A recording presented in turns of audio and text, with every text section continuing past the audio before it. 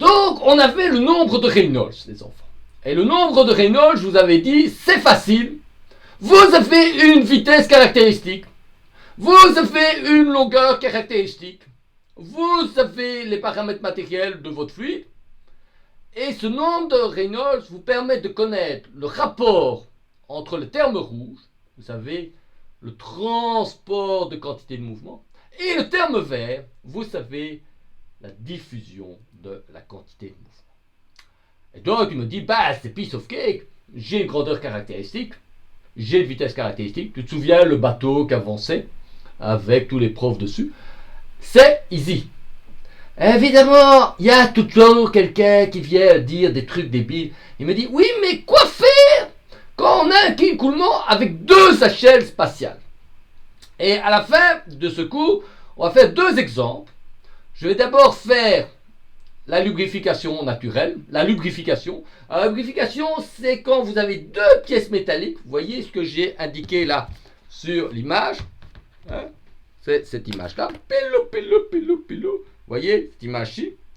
C'est quand on a des pièces métalliques, en général, on met un fin film d'huile pour lubrifier la chose. Ok? Et puis on va faire un deuxième exemple avec deux échelles spatiales différentes. C'est la convection naturelle. J'ai une plaque chaude ici. Et comme vous le savez, la plaque chaude va réchauffer l'air qui est froid autour. Et l'air chaud se soulève parce qu'il est plus léger. Et donc ça va générer un profil de vitesse que je peux déjà vous donner ici, qui consiste à ce que l'air va monter près de la plaque chaude. Ok? Et quand on a un problème de lubrification, ben, on a deux pièces métalliques comme ça, avec un peu d'huile entre les deux. Une des pièces sur lesquelles on va supposer qu'elle se déplace, et à l'intérieur, on a un profil d'huile qui va comme ça. Profil de vitesse. Alors la différence, c'est que maintenant, cette distance-ci, elle est toute petite. Et cette distance-là, elle est toute petite par rapport à la taille caractéristique de notre dispositif. Donc on a en fait, non, c'est pas toi, on a une taille ici de la plaque qui est grand L. On a ici une taille caractéristique de la pièce métallique qui est grand L. Et ce qu'on a dans ces dispositifs particuliers, c'est que le H, le petit H, il est tout petit par rapport au L. Et donc la question c'est, qu'est-ce qu'on fait quand on a dans une dimension, par exemple le X ou le Y, une dimension caractéristique qui est très grande et dans l'autre une dimension caractéristique qui est très petite? Qu'est-ce qu'on fait? Alors vous allez voir, je vais faire un petit exemple avec la théorie dite de la lubrification. Bon, en deux mots, la théorie de la lubrification est schématisée sur ce transparent. Donc tu supposes que tu as un gros objet pesant et lourd à transporter. Bon là, vous voyez, j'ai imaginé une sorte de gros monstre, un monstre absolument monstrueux que je dois pousser. Eh bien, une façon de procéder, c'est de faire ce qu'on appelle du convoyage hydraulique. C'est-à-dire que vous mettez le monstre sur un fin film d'huile. On va dire comment on met l'huile, ça c'est un peu technologique. Mais l'idée de base, c'est que tu t'arranges d'avoir un peu d'huile en dessous du monstre. Et tu vas voir que ça va devenir extrêmement facile de pousser le monstre. Et le convoyage hydraulique, il est utilisé dans des applications. Hein, vous voyez, quand vous avez des turbines hydroélectriques, des trucs monstrueusement lourds, hein, des bateaux, quand vous devez soulever les choses, eh ben, on utilise le fait d'avoir des butées électroniques, des choses hydrauliques, pas électroniques, hydrauliques, qui permettent de déplacer les objets. En fait, c'est lié à une propriété magique que le fluide est virtuellement incompressible. Vous allez voir que ça va permettre de soulever des objets très lourds. Okay? Donc l'idée de base, c'est j'ai le monstre et j'ai un fin film d'huile entre le monstre et le sol. Alors vous voyez tout de suite que le mont se déplace à une certaine vitesse, U, que l'épaisseur H, elle est toute petite, et que le L est relativement grand, on va même dire qu'il est très grand. Ok? Bon, ça c'est le dessin approché. Je vais évidemment maintenant faire un truc un peu plus sérieux. Donc voilà le dessin simplifié. Donc ça s'appelle un palier plat. Ok? Alors pour rendre le truc un peu plus rigolo, mais vous allez voir que fondamentalement c'est une clé de la solution, je vais rendre mon palier plat un peu skive, comme on dit chez moi, c'est-à-dire un peu penché. Et tu vois que la hauteur à gauche et la hauteur à droite ne sont pas les mêmes. D'un côté j'ai H0 et de l'autre côté j'ai HL. Alors tu vois que H vit entre H0 et HL. Et l'hypothèse de base que je vais faire, c'est que le H, c'est-à-dire H0 et HL, et toutes les valeurs intermédiaires, parce que ça varie linéairement, est tout petit, mais vraiment tout petit, par rapport au grand L. C'est l'hypothèse de la théorie de lubrification. Ok? Alors, pour un peu simplifier le problème, au lieu de bouger le monstre, je vais bouger le sol. Bah, ça revient au même. Hein. C'est juste, tu te mets dans un repère mobile. Alors, tu vas dire, pourquoi vous faites ça? Bon, je vais tout de suite t'expliquer pourquoi on fait ça. Mais parce que, tu vois, le truc au-dessus, il esquive, il est penché. Le faire bouger, ça va être plus embêtant dans les calculs que faire bouger le truc qui est en bas, qui est plat. Mais c'est exactement équivalent. J'aurais pu aussi dire que le truc au-dessus était horizontal et que le sol était plat, mais c'est compliqué, donc tout le monde fait comme je fais. Ok?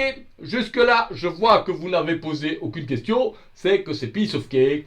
Bon, maintenant, on va passer à l'étape 2, trouver la solution de ce problème. Et tu vas voir, on va d'abord faire un truc que j'aime bien faire, c'est on va imaginer de trouver la solution. Et vous devez toujours faire ça. Vous allez voir dans les séances d'exercice, on va faire maintenant des problèmes un peu plus compliqués. Et bien, quand tu as des problèmes un peu plus compliqués, la première chose, c'est quand je t'ai expliqué le problème avec des mots, c'est d'imaginer à quoi ressemble la solution. Donc, tu dois trouver à quoi ressemble la solution. Hein? Et tu vas voir que tu es capable de le trouver. Donc, ce que je t'ai dit, c'est que le panneau en bas bougeait avec une vitesse U. Ok? Alors, intuitivement, il faut faire des hypothèses. Et les hypothèses, c'est suivant. Tu vas supposer que l'écoulement pilou est incompressible.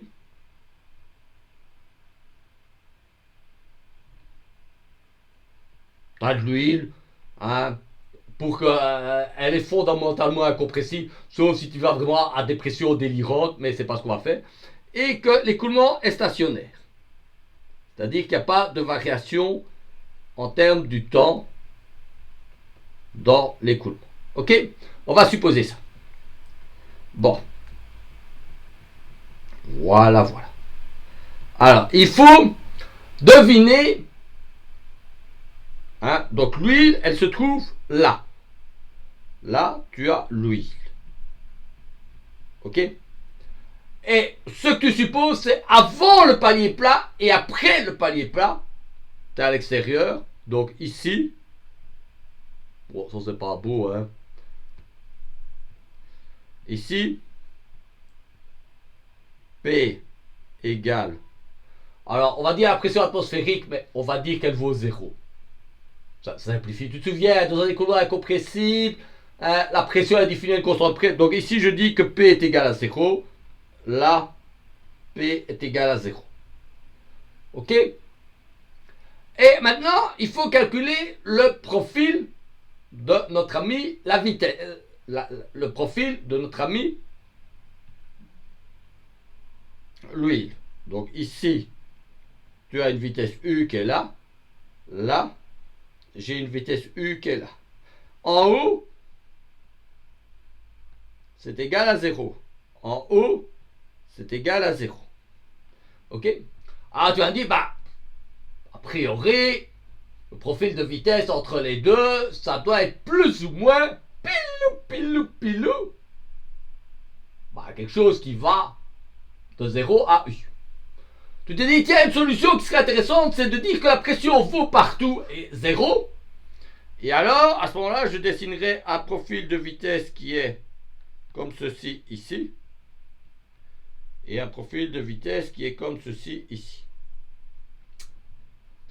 Est-ce que vous pensez que c'est la bonne solution? Et si oui, c'est facile, mais il y a un problème. Lequel? Celui qui me trouve quel est le problème, il gagne, vous savez, un coupeau. Où est le problème? Hein? Les bilous. Qu'est-ce qui ne va pas dans cette solution-là? Donc, tu as de l'huile qui rentre à gauche et tu as de l'huile qui sort à droite. Ça, c'est l'huile qui rentre. Ça, c'est l'huile qui sort. Et l'huile est incompressible. Qu'est-ce qui ne va pas? Il y a un truc qui ne va pas. Quoi?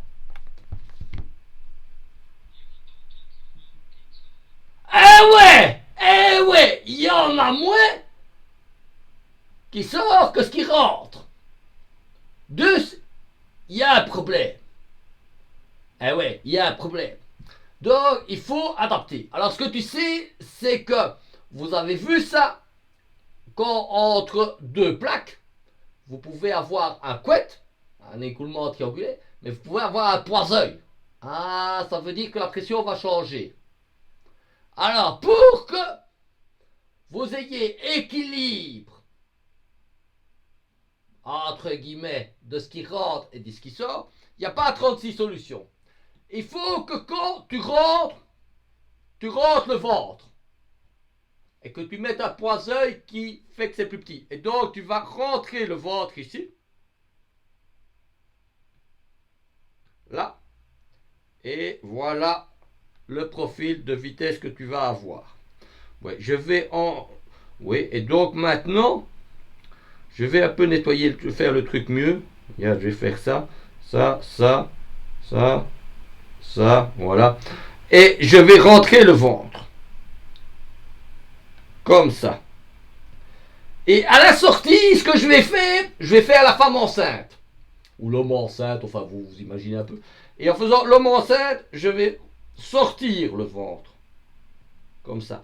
Et je vais m'arranger pour que maintenant, cette zone-ci, et cette zone-là, soient parfaitement équilibrées.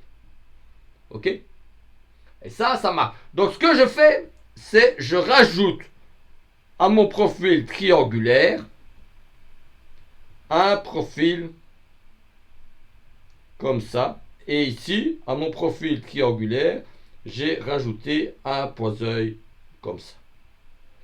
Ok? Et ce que j'écris fondamentalement, c'est que la dérivée par rapport à x du débit,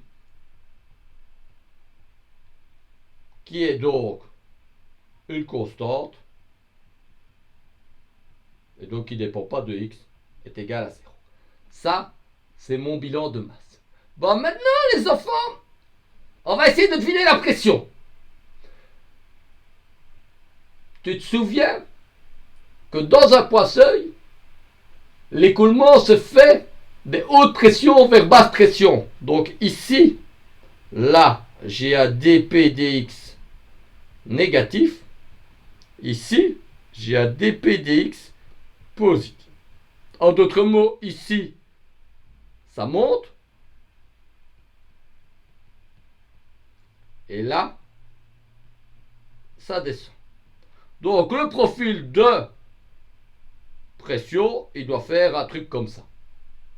Et je vais même dire qu'il fait plutôt un truc comme ça.